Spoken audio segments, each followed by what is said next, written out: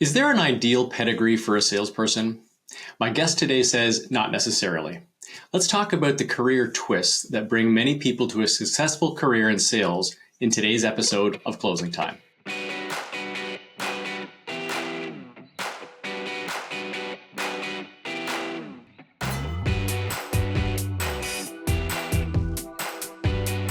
Thanks for tuning into Closing Time, the show for go-to-market leaders. I'm Jeff Coots, SVP of Sales and Customer Operations for Unbounce and Unsightly. Today I'm joined by Lindsey Boggs, a go-to-market advisor and CEO of LFB Consulting. Lindsey, thanks for joining us today. Thanks so much for having me. I'm really happy to be here, Jeff. Yeah, we're delighted to have you. Maybe just to start off with, can you tell us a little bit about LFB Consulting? What's the focus of your consulting organization?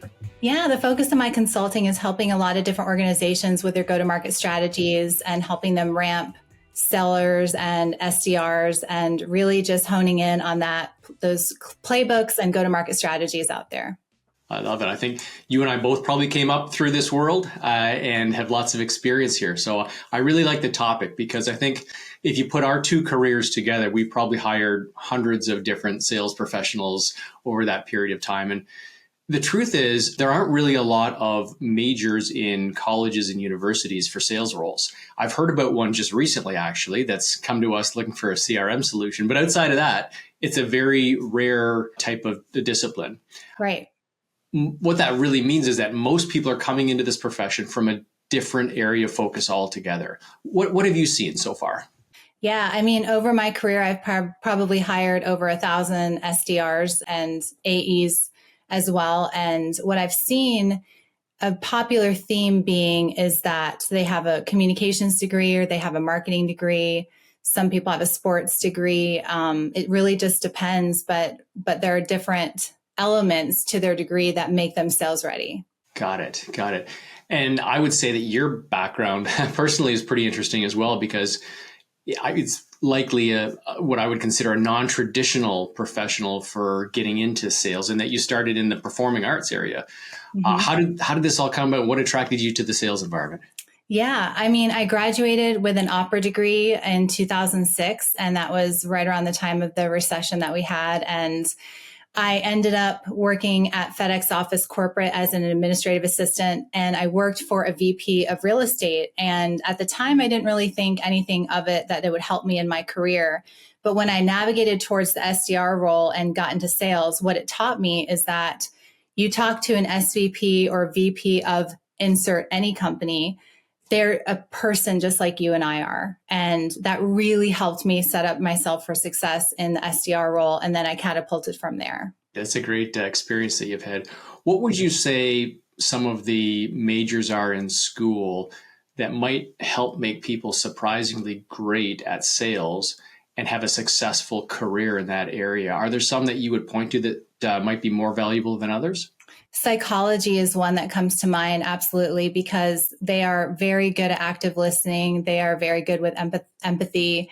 And a lot of my knowledge transfer that I've gotten from sales is not necessarily in sales books, but psychology books, understanding body language, things like that. So I think psychology is a really good one.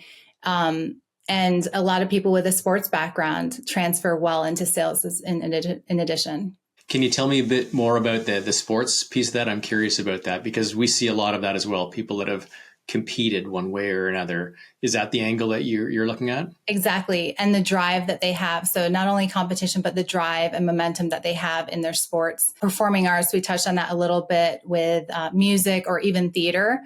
At the end of the day, I look at myself as being on a stage all day, and whether I'm singing or whether I am selling, I'm still on stage. And I think it's a really good knowledge transfer over into that element. Hospitality is another one that comes to mind. Making sure you're able to read body language and just being that person that will make somebody feel good. Hospitality, I've had a lot of people. And then teachers, another element that I have really seen a lot of people succeed well in sales with a teaching background. You know, as I hear you list those different backgrounds, I can't help thinking about the evolution of AI in the sales world and how I think it'll be very difficult for AI to displace the skill sets that you gain around psychology, understanding body language, reading customers and how they're feeling. Have you put some thought into that in the past? I have. And I was just talking to a couple girlfriends the other day about how I've seen this motion of folks and companies go away with the SDR role and hiring, or rather bringing in AI.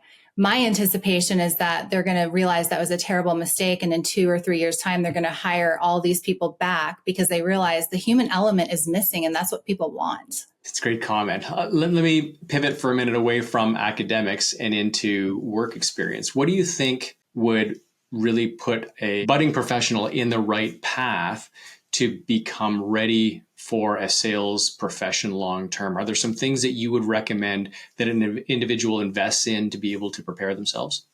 Invest in themselves, invest in reading, invest in following the content creators on LinkedIn or any other socials that are in sales, because they put out a lot of free content and a lot of tips and tricks, et cetera. But I would say, invest in yourself. And if there are any things or any people that you really admire, reach out to them, practice prospecting. I get a lot of people reach out to me on LinkedIn to be a mentor to them. And I welcome it because I was in their shoes at one point and I wanted to climb the corporate ladder, if you will. And it was really helpful. So I'd say, read up, but also just absorb everything that's being taught on LinkedIn for free. I think that education angle is really good advice. There's another angle I can't help thinking about, which is like, it all revolves around being able to deal with rejection, right? Mm-hmm. Part of sales is understanding everything about rejection, and it's potentially a fertile training ground. What other aspects of these roles feed into success, would you say, in sales? I'd say the biggest thing with that is being able to get yourself up and not have the rejection hurt you or harm you. The best way to learn is by doing. And one of the things I do as a personal leader when I'm leading teams of SDRs or AEs is I will show them instead of tell them what to do. And when I show them, I still get hung up on, I still get cussed out. And you have to have thick skin in order to do that. And that's why sports comes in really well, or performing arts. You can act as if it doesn't bother you, and you can pick up the phone and call somebody else. That first SDR role has to be the best training ground for all of that, right? Because it's oftentimes a volume game. It's highly skilled role, but it's a lot of volume. So you get a lot of rejection as you go down that path, don't you? Yes, you do. And at the end of the day, we are doing our jobs. The people that we're calling are doing their jobs, and they need to recognize that we are just doing our job that we signed up to do. And so I wish more people would realize that and stop being so rude to SDRs or AEs calling into them. Let's talk for a minute about hiring sales professionals. So somebody has either gone through an educational area that's relevant, or they've started to do their own research or have some work experience, and they've come to you for an interview. I've heard a rumor that you have a very interesting process for interviewing sales candidates. Can you tell us a little bit about that? Yeah, absolutely. There's 2 things that I want to highlight. The first thing is, the first question I ask out of the gate is, what do you know about me? And I want them to know that I am listening to how much research they've done on me. A quick Google search or a LinkedIn search can provide a ton of information about me and my background. I'm not looking for them to go on Google and find tab 28, right? I'm looking for them to just know the basics about my background. If they've done no research at all and they say they didn't have time, or they didn't make the time, or they forgot, I end the interview early. Because number one, how do I know they're going to prospect a real prospect if I hire them, if they didn't even take the time for an interview with my time? So that's the first thing that's interesting about the interview process. The second thing that I want to highlight is I do a role play in every single interview, and they don't know about it in advance. So when they come to this interview, about the halfway mark, I will say, okay, we're going to do a role play right now. And I will have them sell me on their favorite TV show or movie to binge watch. So it's something they're very familiar with. It's not the company that they're interviewing for. It's not something that's foreign to them, but it's something they know a lot about. I have them role play their SDR at Netflix or Hulu, what have you. They call me. I don't grade them at all, Jeff, the first round at all. I'm just listening to what they do and I'm prompting them with a couple of questions here and there. Then I ask them, Jeff, are you open to feedback on how that went? And I'd love to hear your feedback as well. They will give me feedback on how they think they did. Oh, I bombed it. It was terrible, blah, blah, blah. I'll give them feedback on things they could have done better. Then we do the second time. And the second time is the time that I'm grading them, so to say, and seeing if they're coachable. Because if they're coachable in that stressful, couple minutes of an interview, then I know that they're coachable in the long run. I love the philosophy behind that. And presumably you're looking for how well they can think on their feet and absorb that advice you've given them to feed it back to you. Exactly. And the feedback element, are they open to feedback? And, and can they implement that feedback quickly? And then I will determine from there if we end up moving them to the next round or not. Let's say now you've got a number of new sales professionals, AEs in a role. Mm-hmm. And going to the next step to say, how do you make them feel comfortable, up to speed, ready to go, competent, confident, etc. And if you stack up somebody who's come from a more non-traditional path, and they're sitting, let's say, shoulder to shoulder with somebody who has gone through the traditional path, they've maybe had a business major, they've become an SDR, and now they're an AE. So they've been on that trajectory the whole time. How can you make the first individual who hasn't taken that traditional path feel a little bit more comfortable and at ease with the position and their ability to move forward?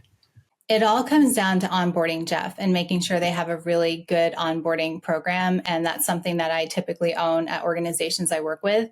And the onboarding experience not only allows them to flourish, but it gives them something to look forward to and is not hindering them from getting to the next level, meaning they know how to get to the next level.